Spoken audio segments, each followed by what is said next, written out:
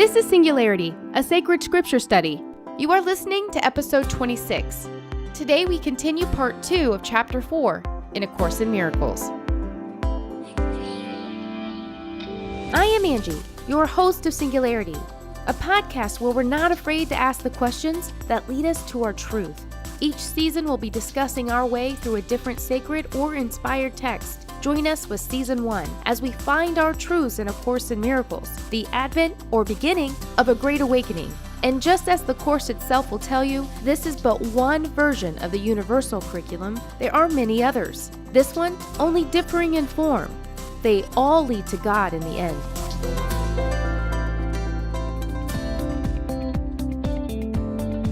So go ahead and grab your coffee. Have your pen and paper handy and the text if you haven't. Don't forget, a free version is available online at acourseinmiraclesnow.com. Now the journey in discovering our truths starts right now.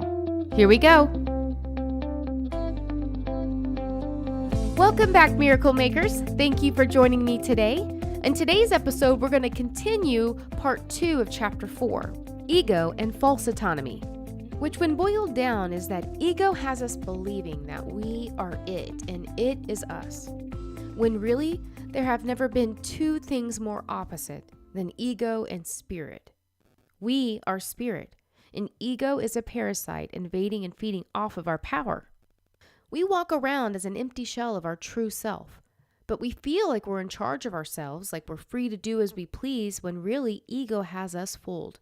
We see this structure that's holding our true selves and our true potential captive as who we truly are. And this is so clever of ego because now not only are we a slave to ego, we're also not trying to escape or destroy it. In fact, it's just the opposite. We're actually caring for, protecting, and even loving the prison as ourselves. In this part of the text, the Course is trying to wake us up to this truth. So let's pick up from where we left off last week. We covered paragraphs 1 through 3. So today, let's start with paragraph 4. We created the ego self, not ourselves. We've confused our mind with believing the ego self is ourself.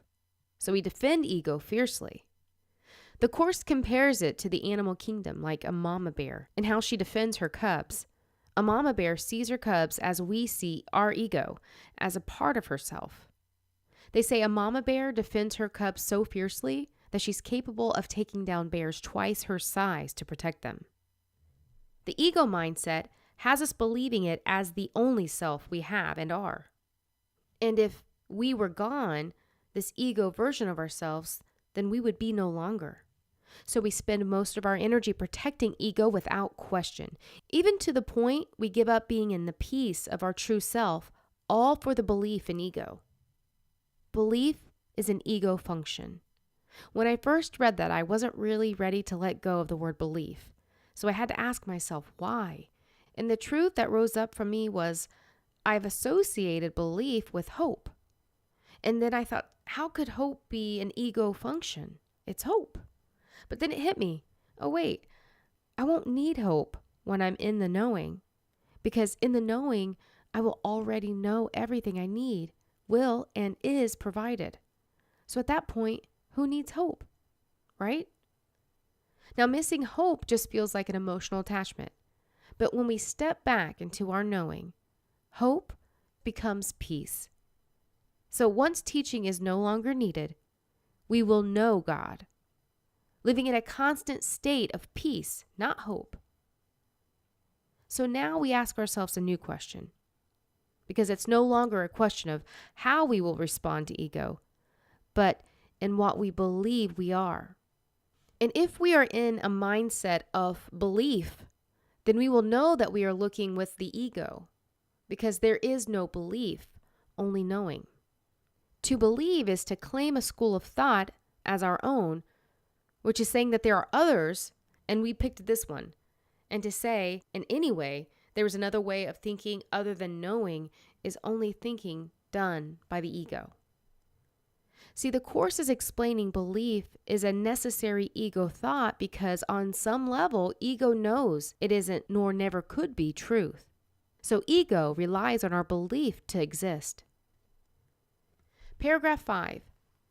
This is why we freak out when our beliefs are being questioned, or in the very least, it can feel very uncomfortable for us.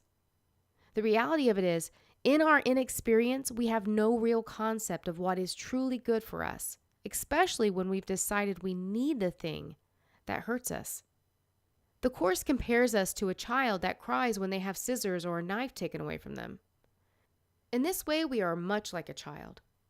Even though we may not remember it, we've made an agreement to cooperate, making an effort to be not just harmless, but helpful. We struggle with how we feel about this agreement because so much of what we feel is ego-based. But the Course tells us that it won't be this way for long because ultimately the outcome is as certain as God. Paragraph 6. In ego, we associate giving with taking away from ourselves. Another thing we do is we associate giving with sacrifice. This is where we're okay with giving because we have an expectation of getting something more in return. Giving to get. It just comes with the ego territory. Ego bases its choices on other egos, so it must see other egos as real. This way it can continue to see itself as real. But any possible threat to ego puts stress on any self-esteem we say we have. And any claims in having self-esteem is really just temporarily being okay with our current reality. So in this constant state of comparing, ego is looking out for what it may be missing and becomes consumed with scarcity, the same belief that made ego even possible to begin with. But in order for us to be truly charitable, we have to have a real and lasting feeling of abundance.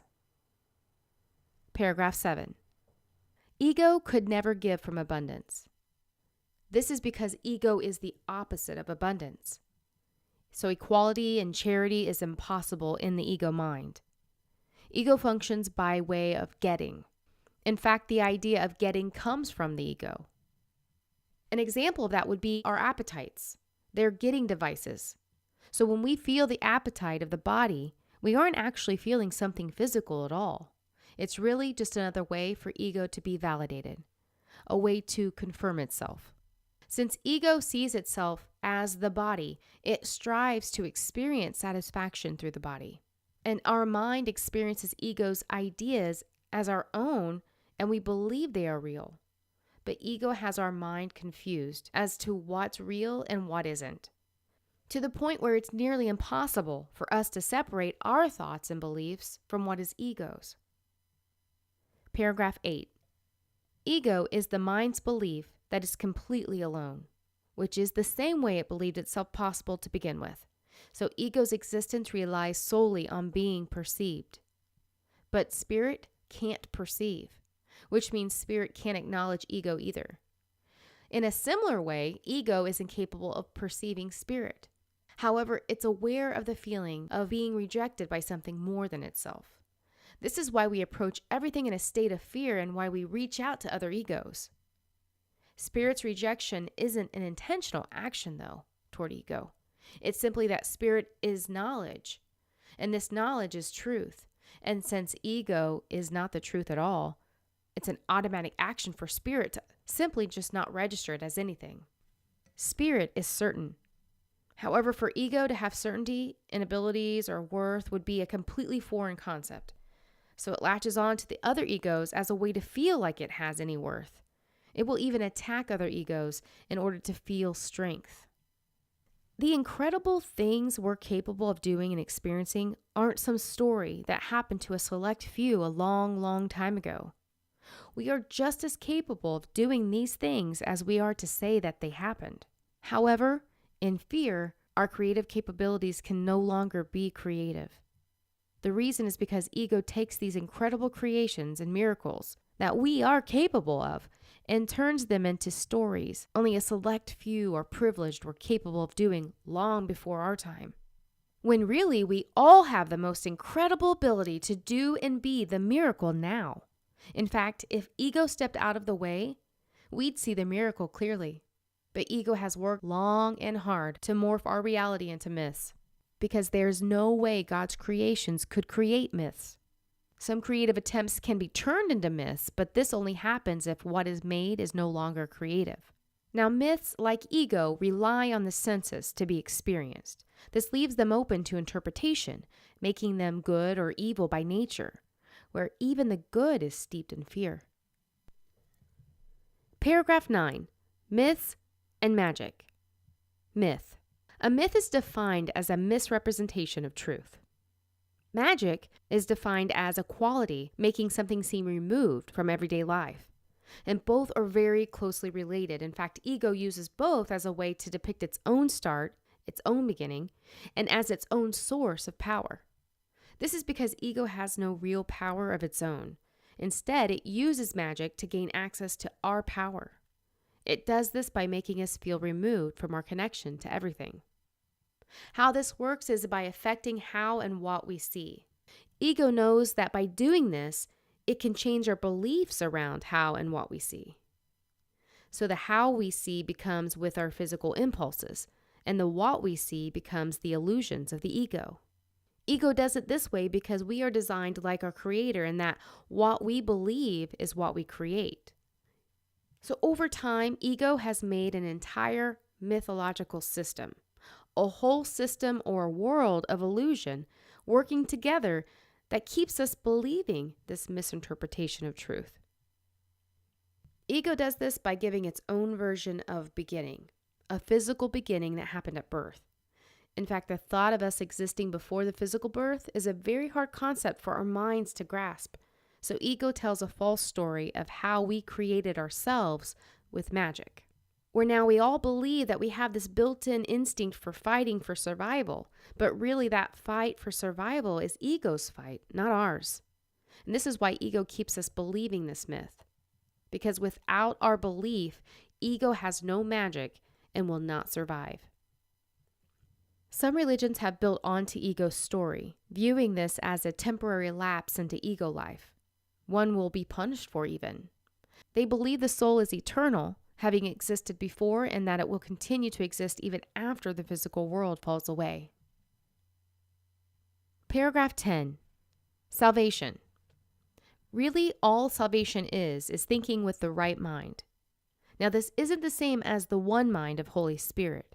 However, it is something that we have to get right before the one mind can take its original form as the conscious whole. Being in the right mind is what will lead us to the next step in the process. Because it is a process of undoing. Once undone, the steps needed form automatically, naturally. And this is how. When we perceive or sense the world with the wrong mind, we see it as an attack against our natural state of peace. But sensing or perceiving this world with the right mind could never cause us harm or damage. The direct result of right thinking automatically deletes the wrong mind. The ego survival relies heavily on judgment. This is because judgment requires for us to have a temporary lapse in memory, a temporary lapse in our knowing. Judgment not only says we don't know, it also acts as a further distraction. The mind is now focused on assessing and deciding all the time. Ego has created an automatic system that keeps us locked out of our knowing mind and too distracted to realize that we're trapped in this pattern of thought. Paragraph 11. What it all boils down to is how we see the world. The first thing we have to do is correct how we see it. The goal is to clear our mind from ego's confusion long enough for us to gain some footing in the right mind. Because the right mind is where we start remembering that perception of any kind isn't needed. And when this happens, when we truly know this, our mind clears altogether. But while in ego thought, we are the body having a physical experience, and we struggle with the concept of how it's even possible to not need perception, at least in some way, especially when everything we think we know is only experienced through perception. So with our only understanding being physical bodies perceiving a physical world, this is a valid confusion. But we need to ask ourselves, who is the me living in the world? Spirit is in a constant state of being. It has been being always. Spirit is truth, always has been and always will be. Another way to say it is that spirit never changes. like at all, ever. It isn't a body defined by dimensions that can be considered as continuous. It can't be understood by assigning physical quantities. It is knowledge, and knowing never needs developing. It just is. But judgment, on the other hand, is developed and understood in only these ways. The subject of the judgment must be compartmentalized in order for us to even be able to conceptualize it, all of which is done by way of physical quantities. This is an attempt to understand what it is, where it is, size, etc. This is the difference. Either we know or we have an idea in the form of information gathered through judgments, all of which are subject to all kinds of interpretations. This is why confusion and or ego mind has us in a constant search for our truth.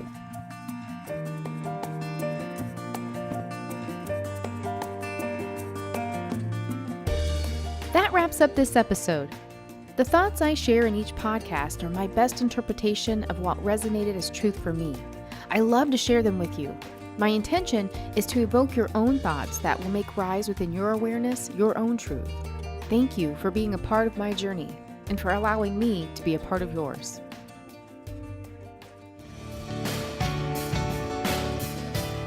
With your coffee still warm and your notes fresh, take some time to go inward. Align yourself daily with your truth and take it with you into every experience. And until next time, keep shining.